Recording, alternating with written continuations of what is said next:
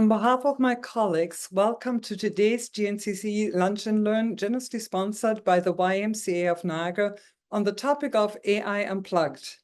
We are hoping to provide you an extensive overview of AI's history and development, what ChatGPT is, how it works, and its evolution as a language model within AI, as well as practical uses in everyday life and work, from personal productivity to educational support. My name is Mishka Borzel, and I will be your host today.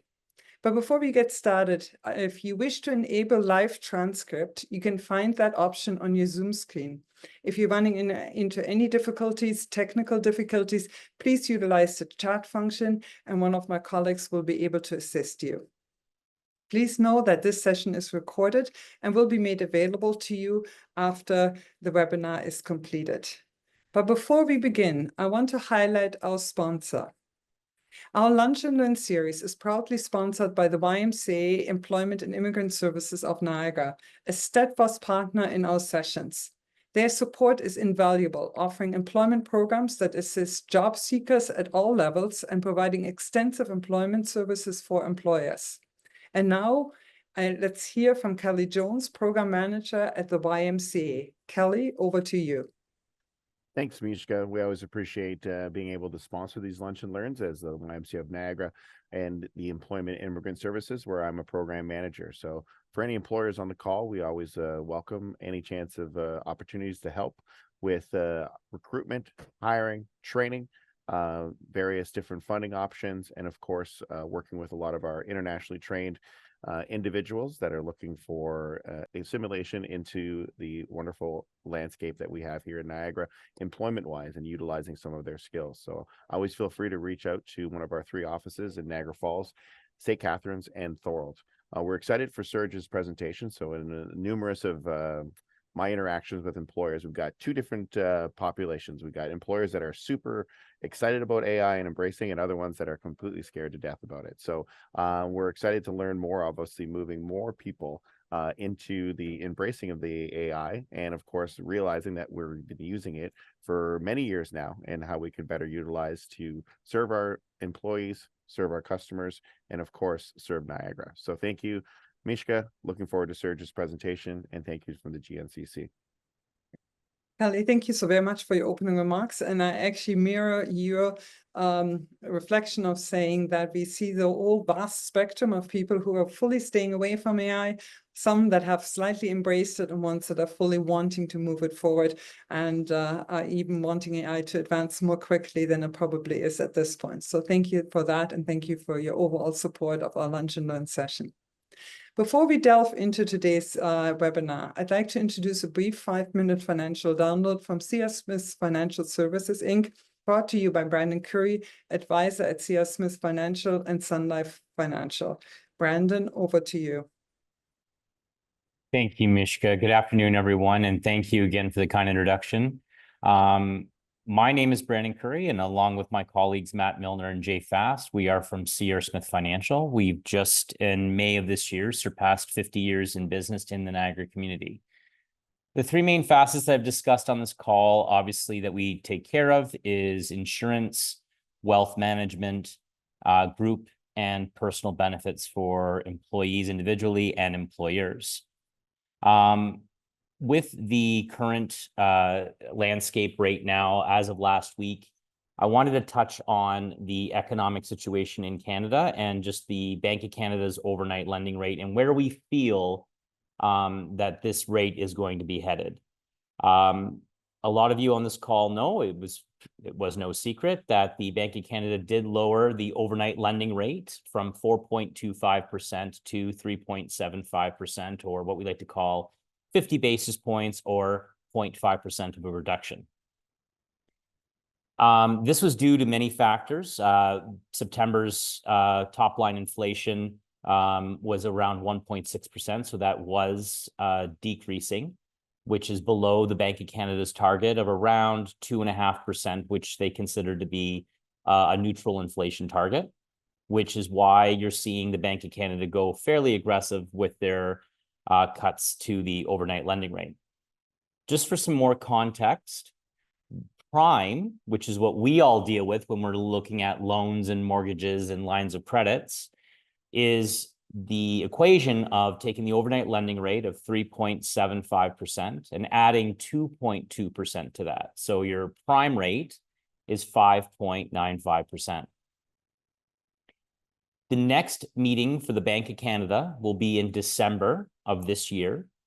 And right now, currently, we notwithstanding any unforeseen information that we know, we are fairly confident that a quarter of a basis point or 0.25% reduction is in the cards. It's close to 100% probability.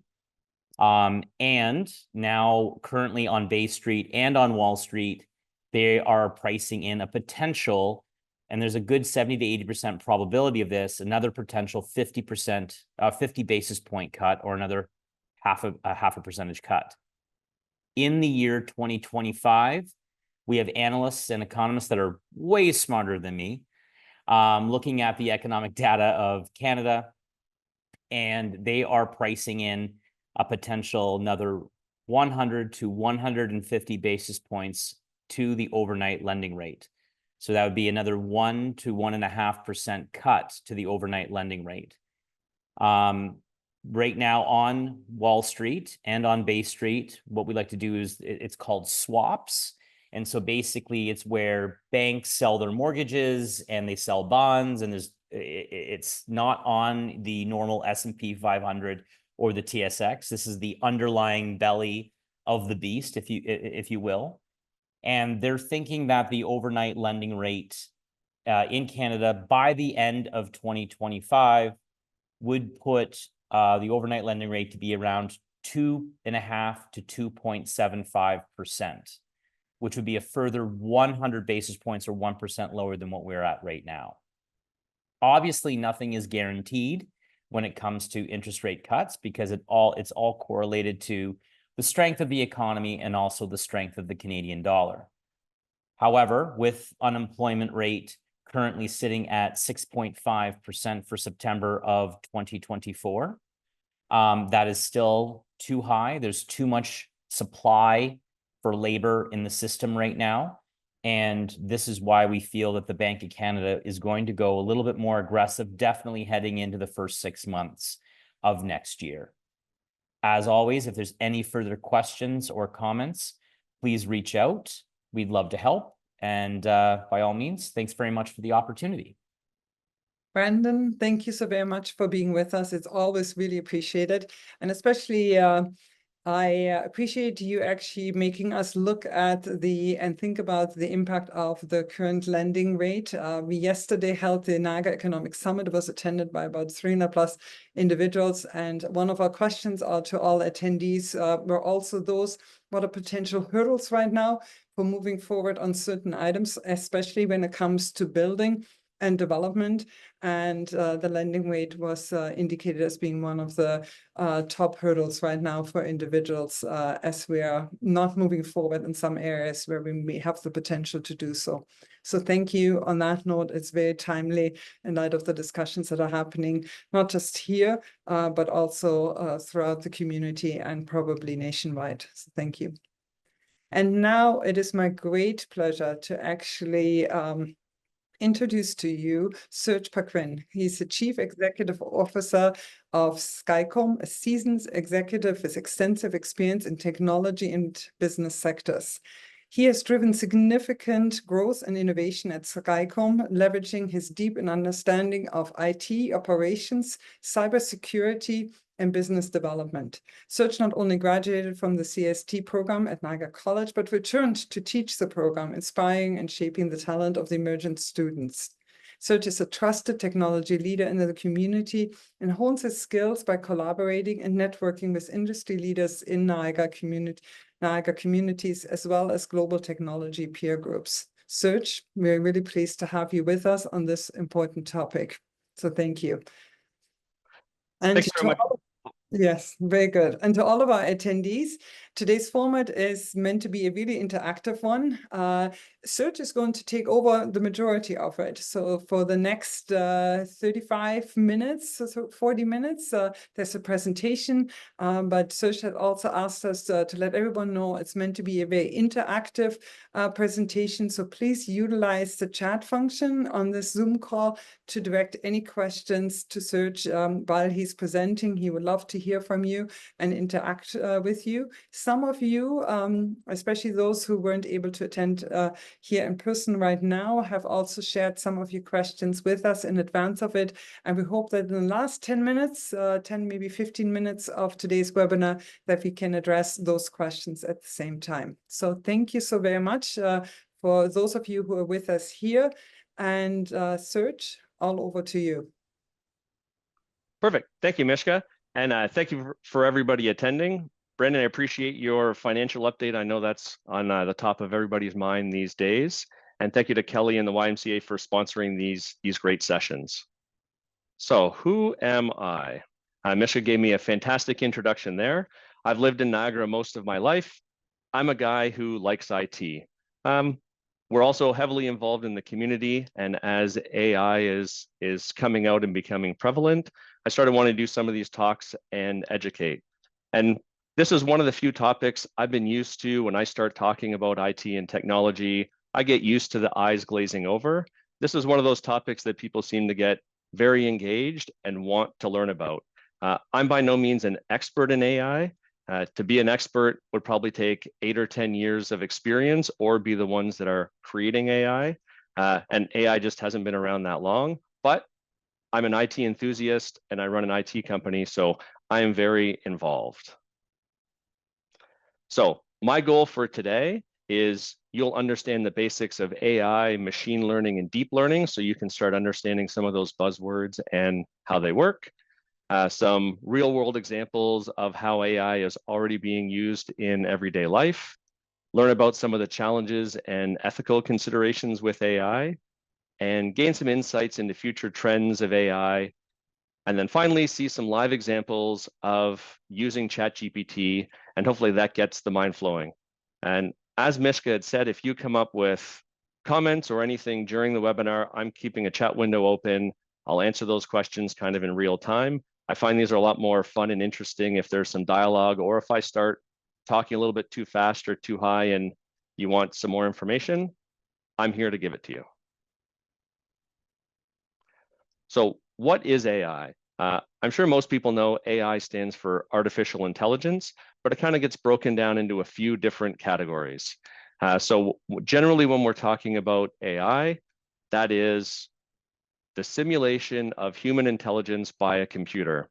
For interactions in the early days that you would have fallen into the category with AI would be something like Siri or Alexa, where you can say something, it does voice activation, and then it gives you a response. So if you ask Alexa what the weather is, it knows where you are, where that device is, it sees the keyword weather, and there's programming of if you say weather and you're here, here's the weather information, but your feeling of interaction is like you're talking to a human.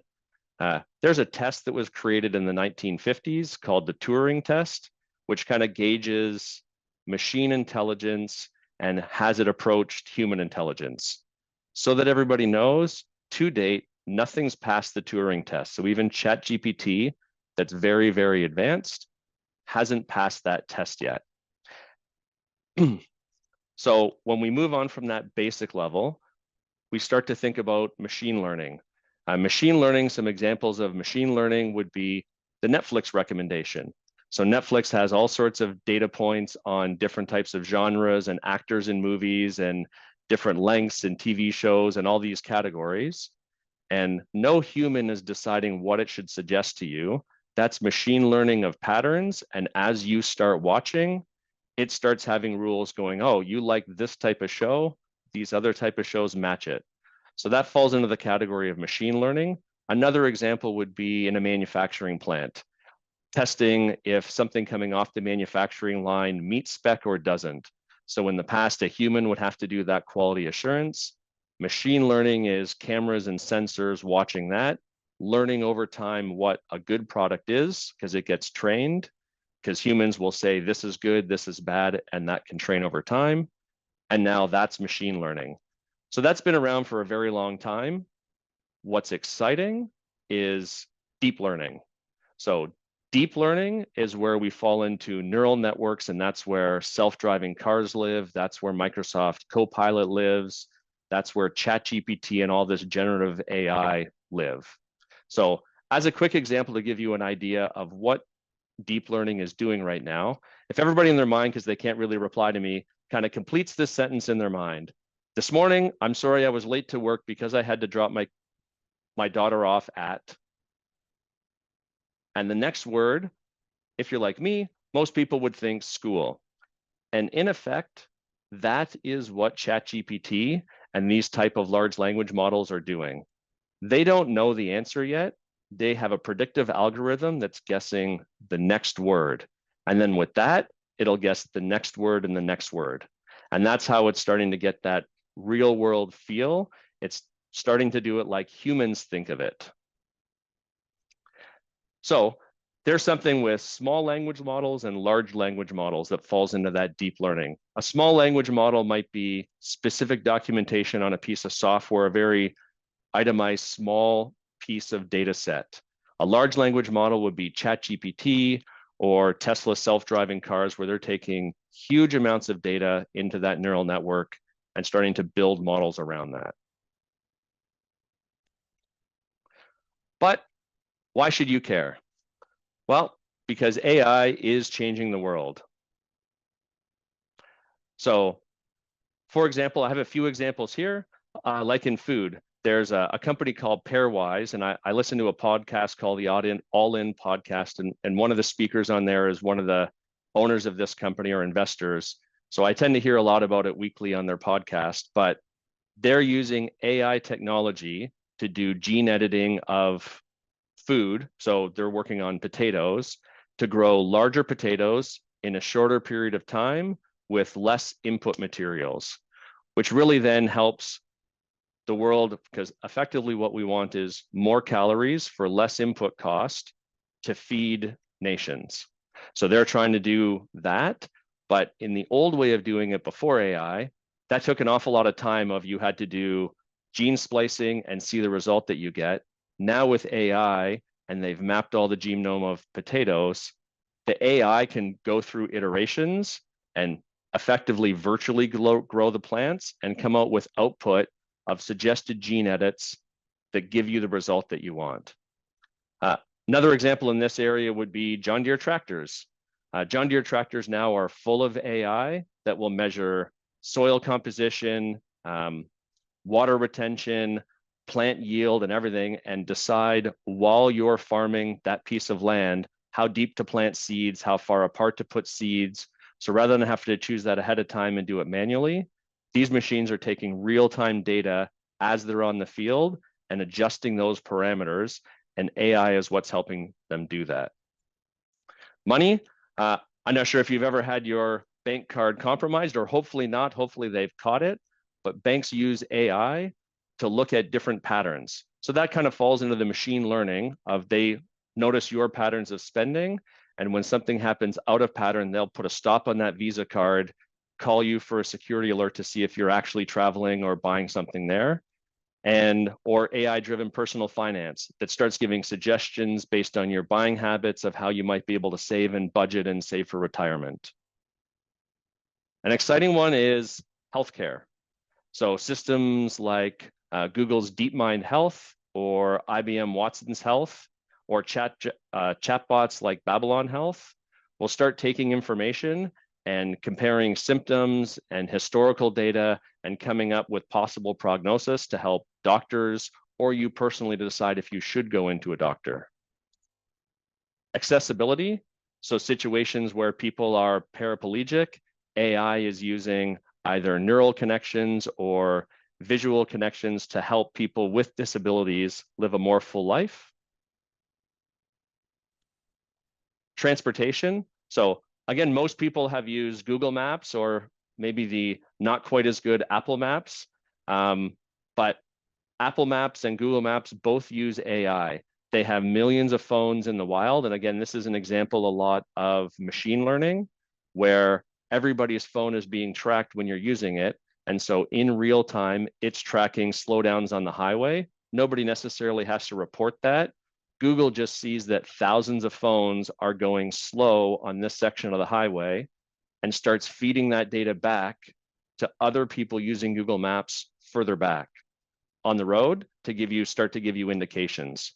So that's a really good example. One that is very interesting to me is in transportation is Tesla's autopilot.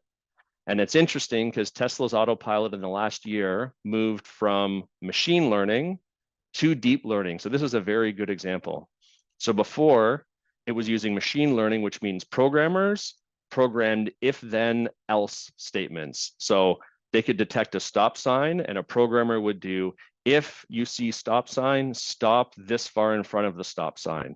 And that was hundreds of thousands of lines of code. And in a Tesla autopilot car on that version, I felt like when autopilot was running, it was like your son or daughter just got their beginner's permit yesterday and you're taking them out for the first drive. It knows the rules. It does a lot of weird things. It's definitely not perfect. You're probably not going to get into an accident. About 8 or 9 months ago, Tesla's now launched their neural network version of this, which is using deep learning. So effectively, every Tesla car on the road with all the cameras has been feeding that data back into their neural network. They've been building that model, and then they've released it. The driving is not perfect yet, but I'd say it's advanced a few years. And now when I'm using Tesla Autopilot, I feel like I'm more driving with a 17 or 18-year-old. I feel more confident, still make some weird decisions, but it's iterative and getting much, much faster. So that's another exciting example. Another area is criminal justice. So cities like Los Angeles or Chicago use a predictive policing system called PredPol or something like it, where it's monitoring areas and seeing where there's calls and then automatically dispatching more police to areas to be preemptive or have law enforcement closer to hotspots. Or facial recognition system like Clearview AI that cities like San Francisco or London have been testing to try to match security footage if an event happens and match security footage to people using facial recognition. So it's kind of entering every part of life, even if we're not seeing it. A very interesting one for me is brain decoding. So the researchers at, I believe this one is Kyoto University, they're doing brain decoding. And if you look at this slide, at the presented image, what it's doing is decoding what you see from brain waves. So the top line is the photo shown to the person in this test, and the bottom picture right underneath it is the AI generation of that photo from brain waves. So it's not there, but it's kind of scary that AI and this type of technology is getting to the stage that it could potentially read your mind. So on the positives, this could help you interact with your computer easier. And obviously, there could be some very negatives that I'm sure everybody could think about. But what does this all mean? This means AI is here to stay, but AI will not replace you. Someone using AI will. So don't let that happen. You should start adopting AI, learning how to use it in business, and be ahead of that curve and be one of the people that's using AI. Now, there is some dark sides to AI. So there's some ethical challenges and considerations. A couple namely examples would be Google's Gemini when it was first released. They've since fixed this, but AI can generate images. And so in a couple examples here, if you asked Gemini to generate images of the founding fathers, these aren't accurate historically. They match kind of our inclusion rules that we think of now, but there's definitely bias in this. Or if you ask Gemini to give you pictures of Nazi soldiers, you would get pictures like this. So I think there's a big movement, and it's hard to figure out because, again, humans are programming some of this. But when you ask AI for something, I believe most people want the truth rather than a filtered version matching current time politics. So it's an interesting consideration. You can argue both sides. That's why I'm just kind of bringing it up here. Another big concern is privacy. So I'm not going to play the whole video, but I'm going to play a short little clip. I am not Morgan Freeman, and what you see is not real. Well, at least in contemporary terms, it is. So this video is 100% AI generated. Morgan Freeman did not do the voiceover. He's not there in the video. It sounds like him. It looks like him. The scary thing is this technology is being pushed down closer and closer to everyday use, in that in the very near future, you can start to have, I could be on a Teams call right now, but look like Donald Trump. And as I'm talking, sound like him too, because the AI can interpret my facial movements and the words I'm saying and transpose that onto another person's voice and look in real time. So when we start to think about security or validating banking information over the phone to get access to our bank accounts, we're going to have some real concerns coming up on how some of these institutions are going to adapt to this change, that you can no longer trust a voice on a phone, or you can no longer trust a video call potentially. So there's some interesting things coming through, and I'm excited to kind of see what happens. So what a lot of people are nervous about is job loss. What's going to happen? Is AI going to take over jobs or have job displacement? So that is a risk in some areas. I believe AI is going to take over some jobs. So we're going to have to go through as a society a retraining phase. So some jobs will be gone and didn't exist, but reskilling and upskilling, I think there's a huge impact and potential there. So if we look at historical context and we look at something like the Industrial Revolution, where we went from manually tending to fields for farming to tractors, there was the same type of fear there, because now we have tractors and we don't need thousands of workers out in the field. But in that period from 1870 to 1910, employment in the US nearly doubled from 12.5 million people employed to 24 million. So even with that industrial revolution, more than double the jobs were still created, just in different areas. So my personal belief is the same thing is going to happen in AI. There'll be jobs that didn't exist 10 years ago that now will be needed, but some jobs that exist now will disappear and no longer exist. And so will we go through a time where there's pain in the middle? Yes. And some people, if they can't retrain or they don't stay ahead of that curve, might have some struggles for a period of time. Society as a whole, I believe, will come out better. And in talks like this, or people thinking about it, if you start working on your upskilling now, I think you'll be better for the future. So, future trends in AI.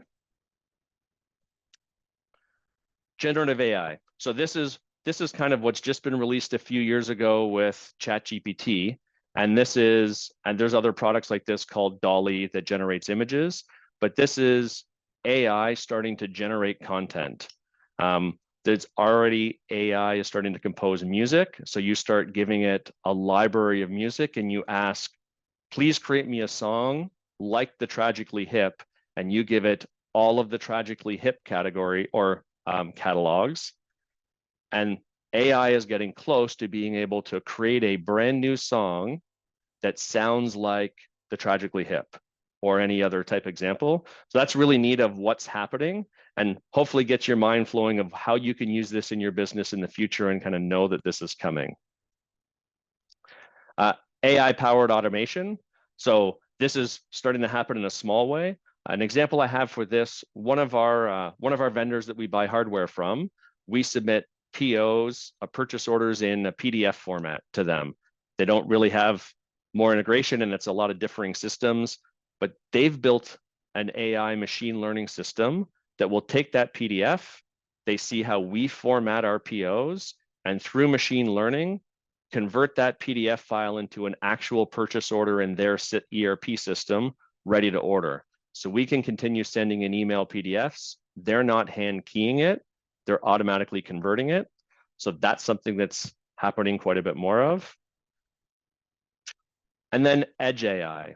So to date, right now, everybody using AI is effectively using it in the cloud. If you're using ChatGPT or many of those other AI technologies, you need to be connected to the internet.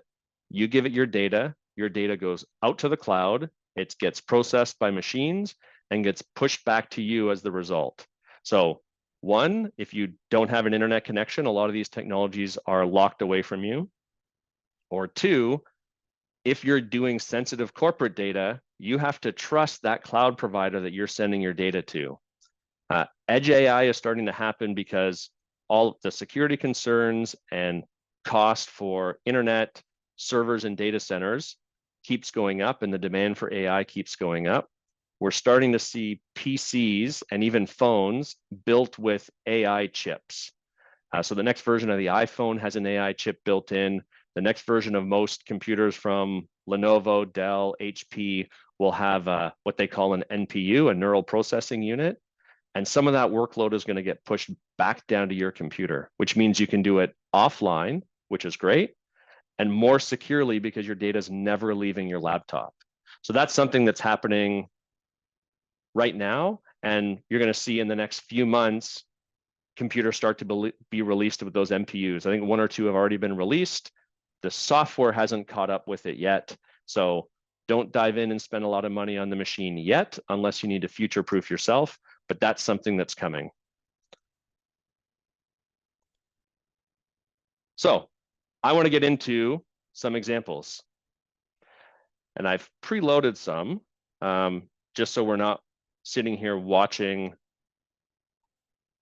AI be generated.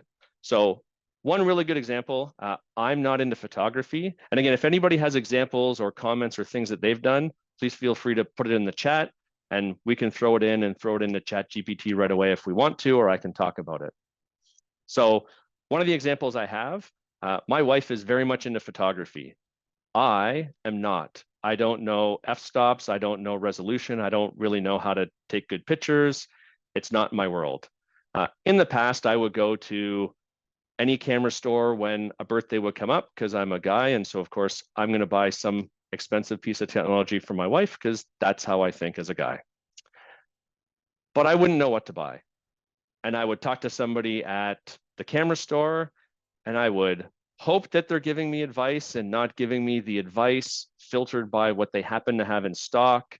I don't know if that's the best option. I don't know if I should go in a different direction. So my wife's last birthday, I decided to use ChatGPT for this.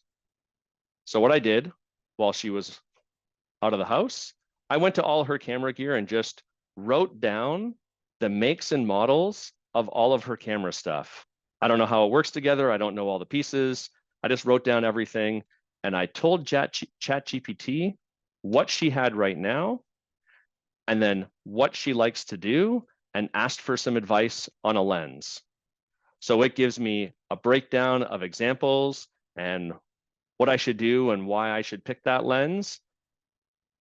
And with ChatGPT, you should talk to it like you're talking to an expert. So that was a mindset change that took me a while to alter.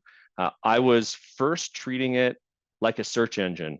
I would search something, I would get a result. If it wasn't exactly the result, I would effectively start a new chat and do a new query to get a new set of results to see if they matched. Treat ChatGPT like you're talking to somebody. So when it gave me an answer, I asked, are there any other lenses that I should choose from or look at? Which gives me some examples.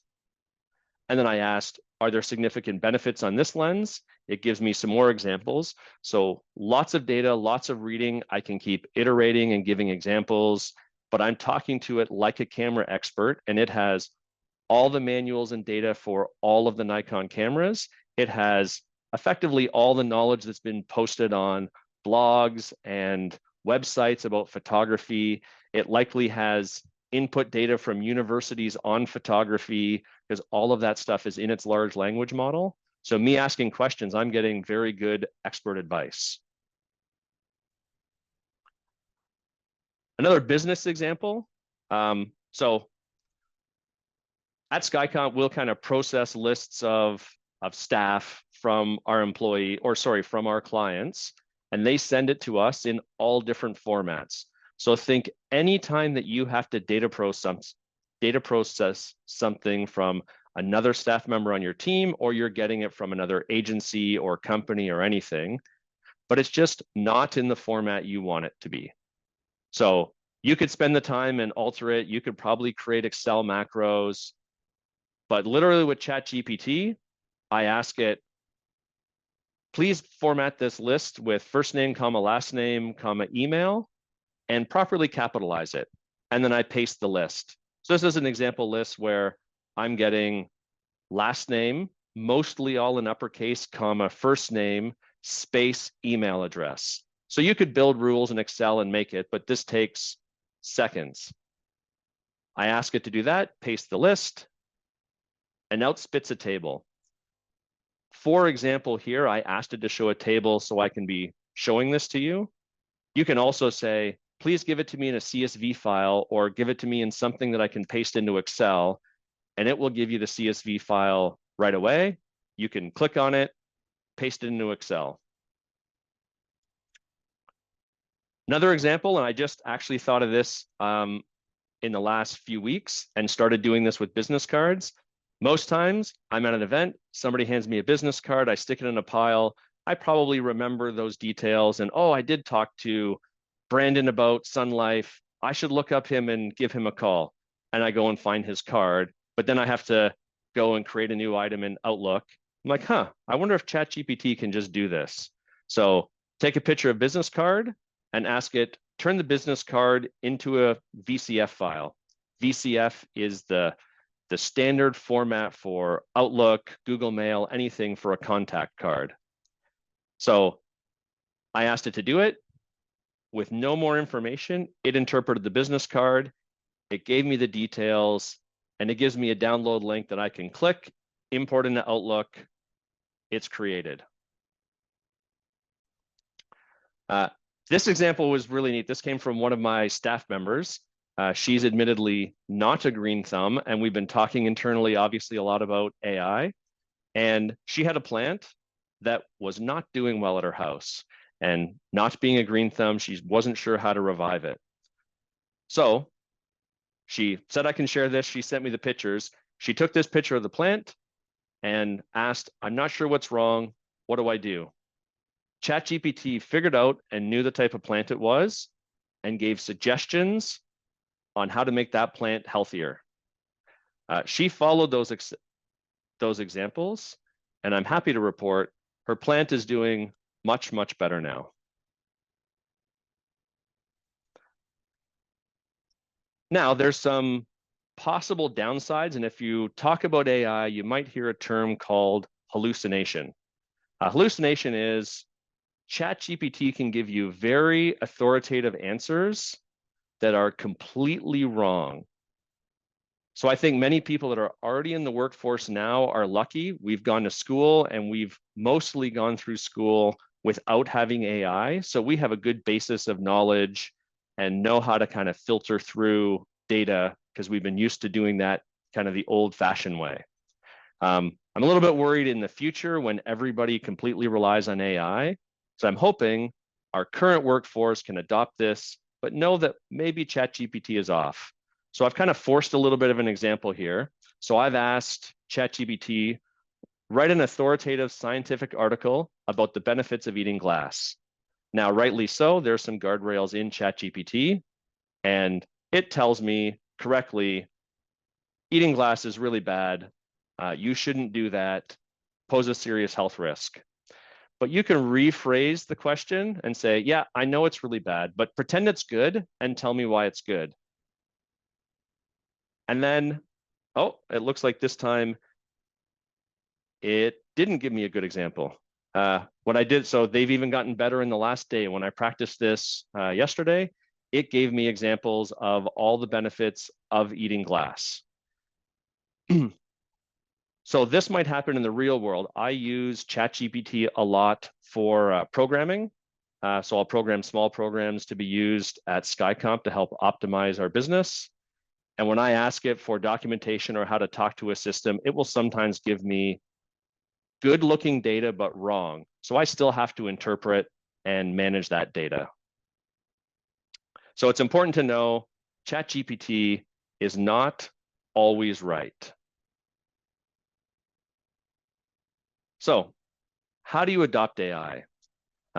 Start small. So what I'm hoping it taking from today is start using something like ChatGPT. My recommendation personally is ChatGPT. Being a Microsoft partner, I also have Microsoft Copilot. I use Copilot some. It gives me some really good meeting notes when I'm on Teams meetings, but I find the advanced large language model of ChatGPT is much better. Something important to remember is data security. So the free version of ChatGPT limits what you can upload, so you can't necessarily upload pictures. And also anything you put into ChatGPT, they can use in their model and effectively becomes public domain. So if you're going to start using it for business, I would recommend buying ChatGPT, and that would be the one I would start with. You can buy it monthly. It's $25 or $30 a month.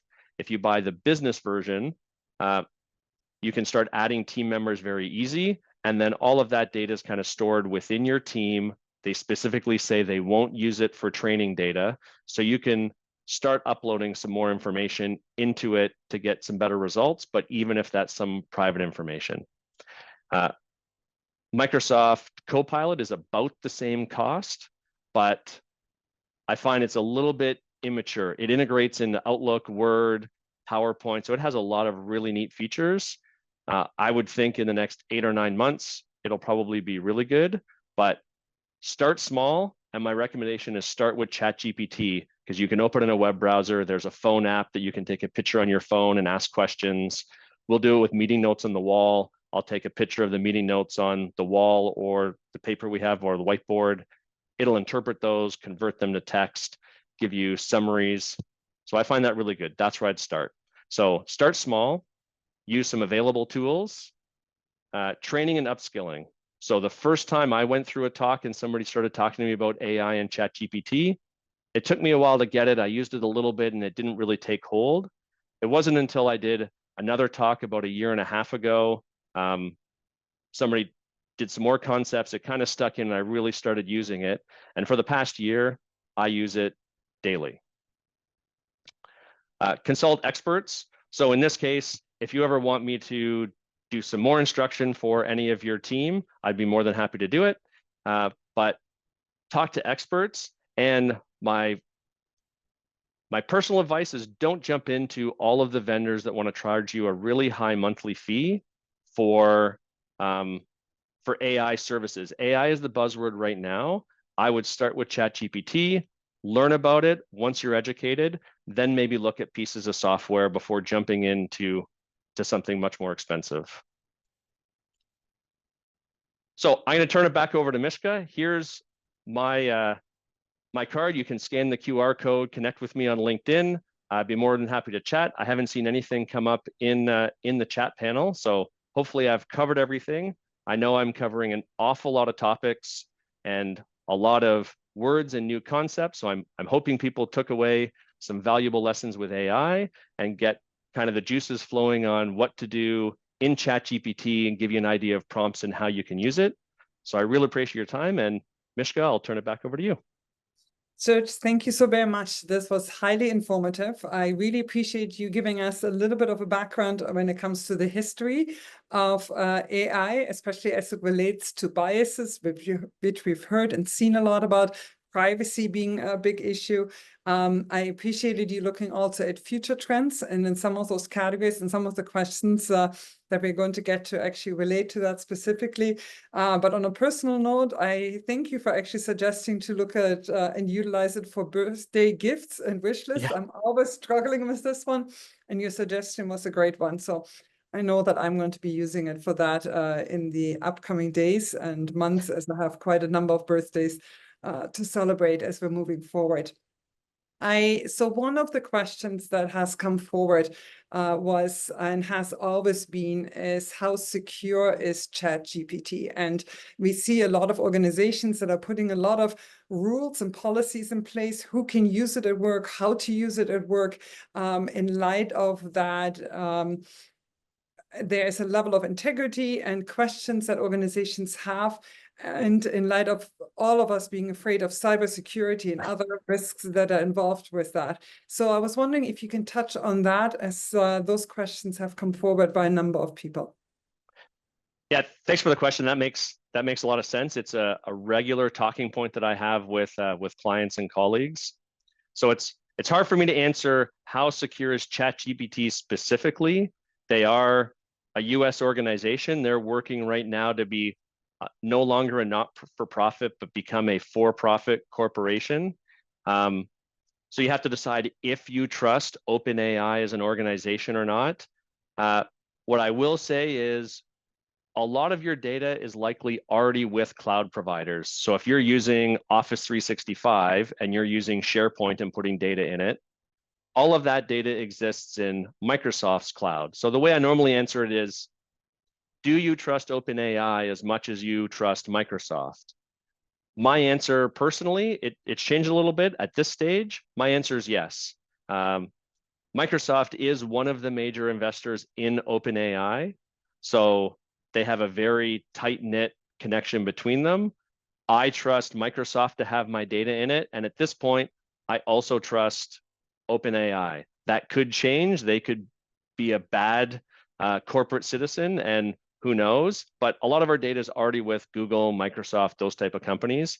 The piece I would say is if you're going to start putting data into AI, like I mentioned, you should buy the team or enterprise subscription with OpenAI.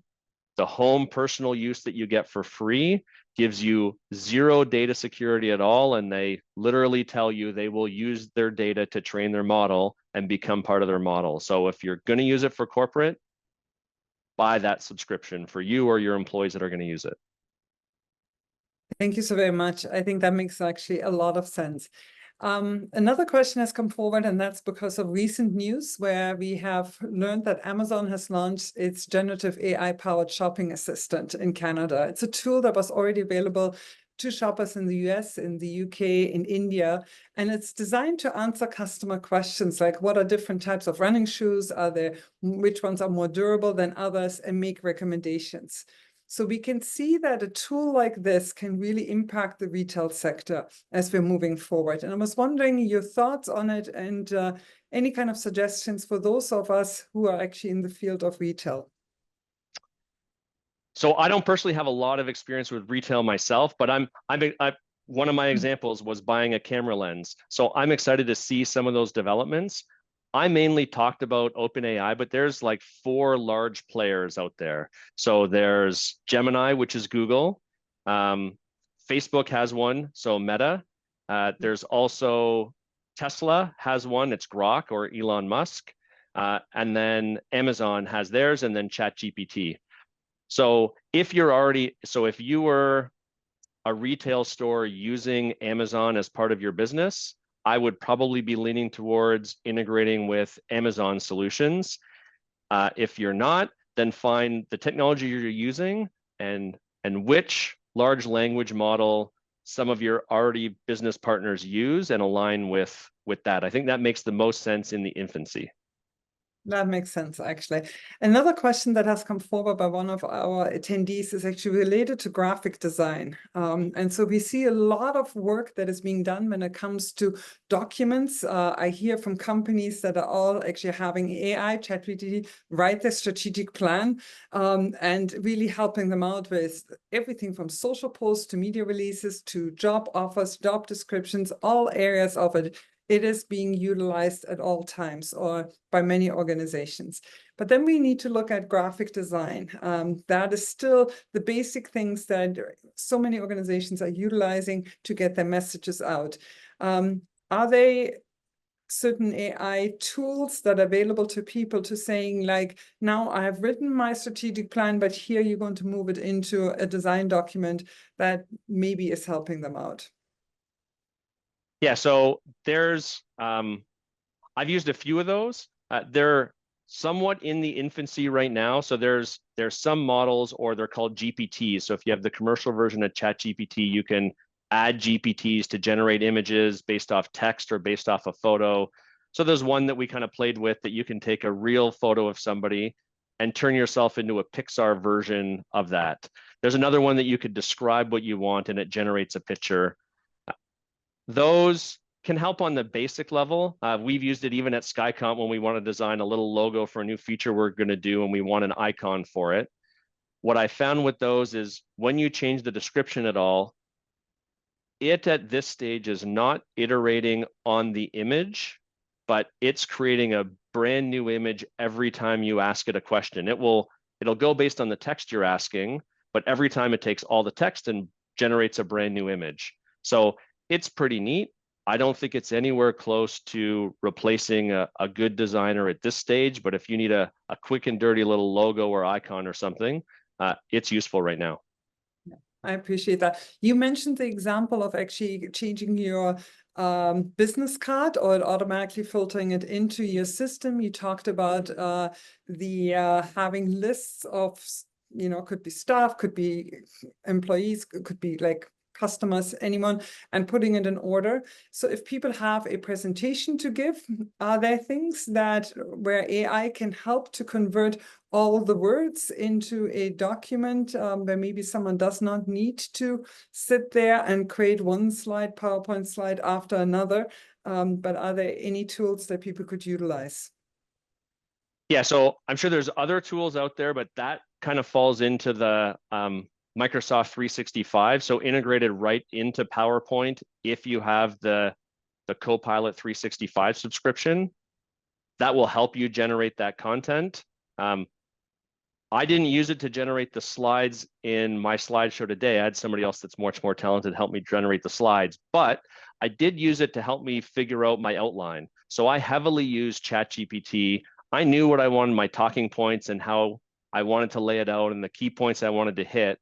But I had ChatGPT help me with some of the data and references, give me suggestions on breakdown of how long each section I have should be, get me the bullet points. And that turned into all of my meeting notes inside of the PowerPoint. So it's coming from me, and I spent hours with ChatGPT talking with it and modifying a document to collaborate with me to kind of create even the talk today.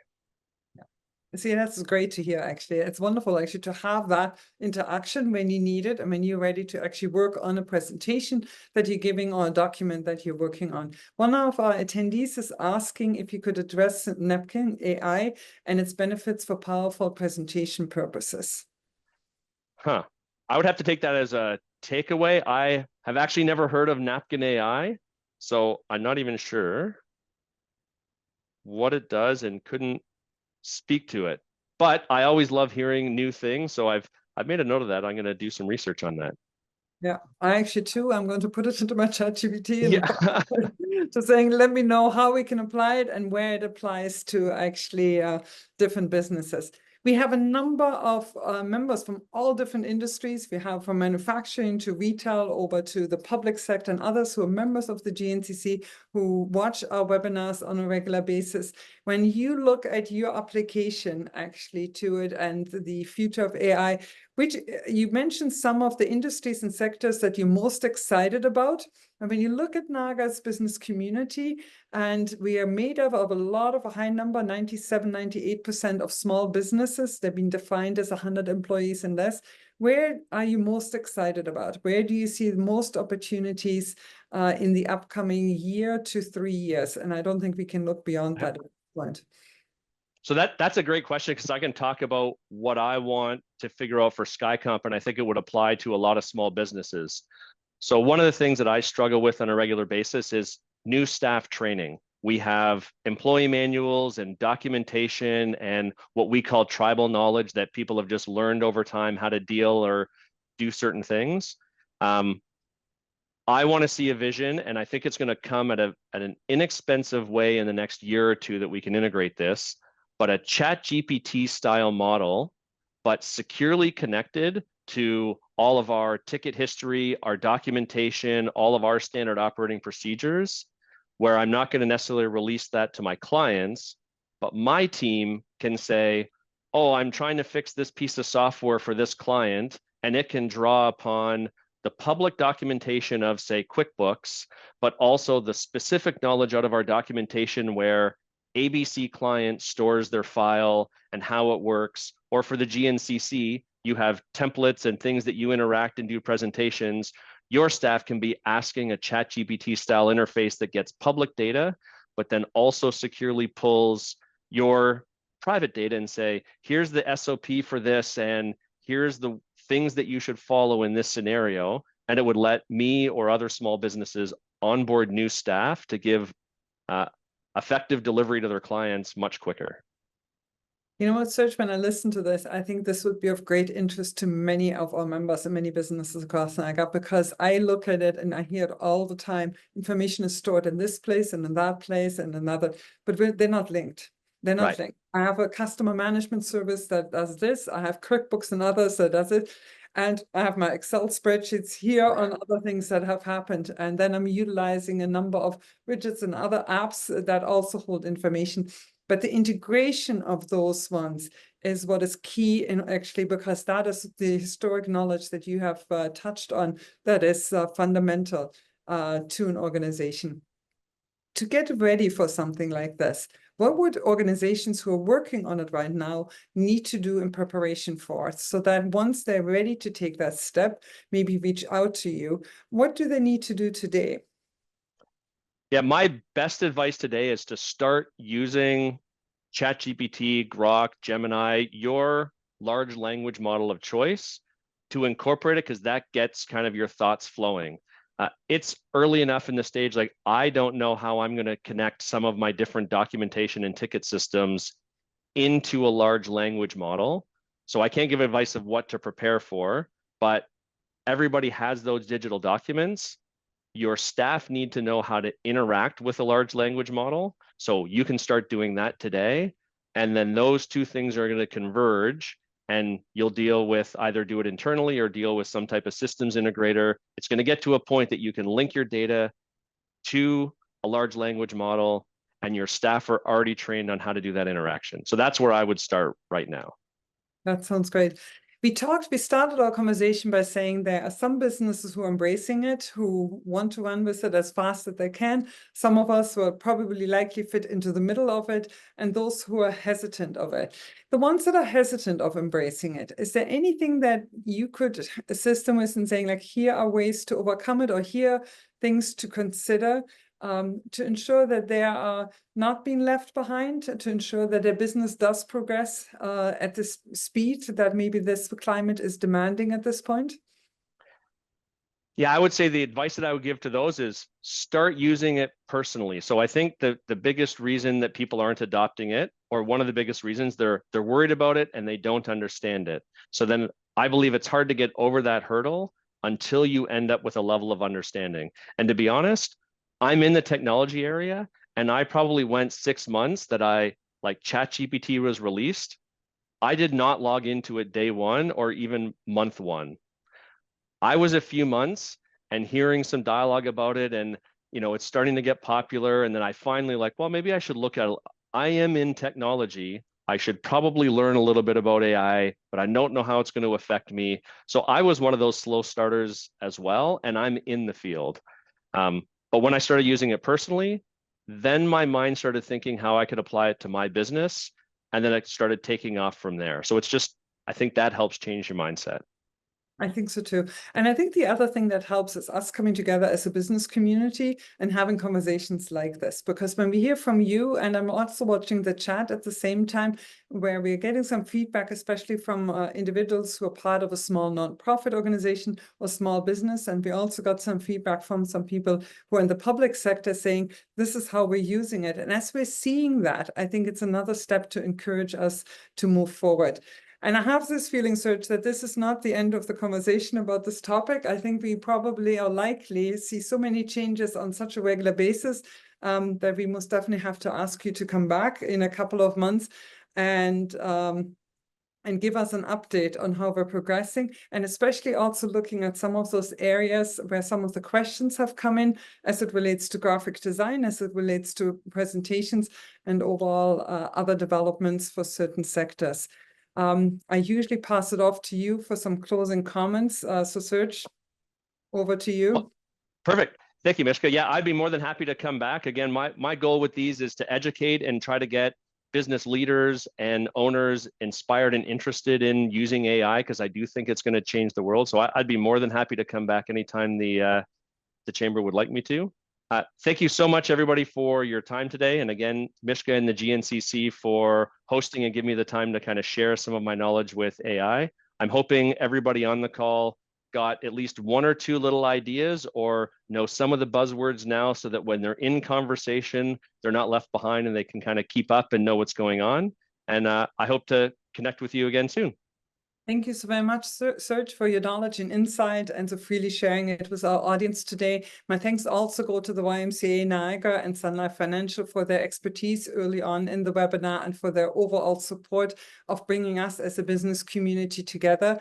If you attendees have any topic ideas that you would like us to consider for future lunch and learns for the lineup for next year, 2025, please feel free to contact us. And we really deeply thank you for being with us today. Have a great day.